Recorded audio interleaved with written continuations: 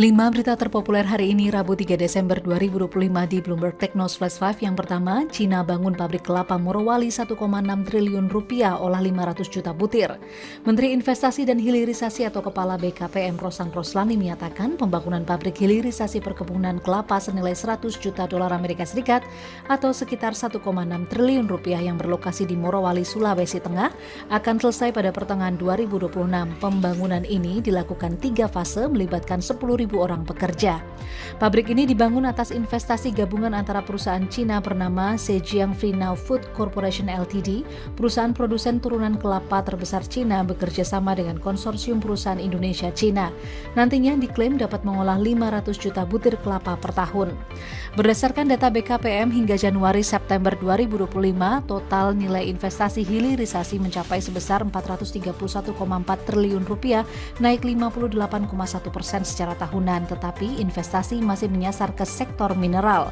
Hingga September, total realisasi investasi senilai 1.434,3 triliun rupiah, tumbuh 13,7% dibandingkan periode yang sama tahun sebelumnya.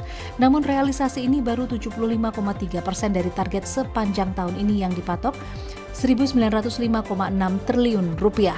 Kedua, JP Morgan ramal IHSG 2026 tembus 10.000, sektor ini jadi unggulan. JP Morgan memperbaharui pandangannya terhadap pasar saham Indonesia dengan target optimis IHSG di level 10.000 pada skenario bullish akhir 2026. Dalam riset terbaru, JP Morgan menilai setelah transisi politik sepanjang 2025, pasar saham domestik memasuki periode prospek pertumbuhan yang lebih kuat. Dalam analisisnya, ia menilai peningkatan belanja pemerintah dari APBN serta penyaluran dana melalui Danantara akan menjadi pendorong utama aktivitas ekonomi dan konsumsi masyarakat, ditambah perbaikan kondisi makro global dan meredanya ketegangan geopolitik. JP Morgan juga menyatakan tren pelonggaran kebijakan moneter diperkirakan berlanjut tahun depan, termasuk ekspektasi pemangkasan suku bunga Bank Indonesia sebesar 50 bps. Sementara posisi transaksi berjalan diperkirakan tetap dalam defisit di bawah 1% dari PDB. Ketiga, cerita Purbaya saat belajar ekonomi di Amerika Serikat. Menteri Keuangan Purbaya Yudi Sadewa menyebut masa menempuh pendidikan di Purdue University Amerika Serikat untuk meraih Master of Science atau MSc dan Doktor atau PhD di bidang ekonomi pada 1995 hingga 2000 menjadi fondasi penting memahami dinamika krisis dan kebijakan ekonomi saat ini. Dalam masa itu, ia menyebut dirinya mempelajari krisis ekonomi Indonesia 1997 dan 1998 melalui analisis Ben Bernanke mengenai penyebab depresi ekonomi Amerika pada 1930-an. Ia pun menyebut suku bunga rendah tidak berarti kebijakan longgar apabila pertumbuhan uang justru negatif, sehingga kombinasi tersebut terbukti memperdalam krisis Amerika Serikat kala itu.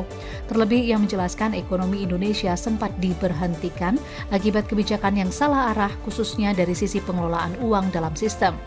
Sehingga merujuk pada analisis moneter yang ia pelajari, Purbaya menilai memastikan pertumbuhan uang kembali normal agar mesin ekonomi dapat bergerak menjadi langkah awal yang baik. Keempat, bantah guyur pasar modal 16 triliun rupiah ini sederet portofolio Danantara. Danantara Indonesia pada 30 November 2025 menegaskan kabar rencana investasi 16 triliun rupiah di pasar modal tidak benar. Ia menambahkan bahwa pihaknya tidak pernah menyampaikan rencana pembelian saham tertentu seperti yang diasumsikan oleh publik. Danantara menyebut porsi dana terbesar diarahkan ke surat utang negara seri liquid.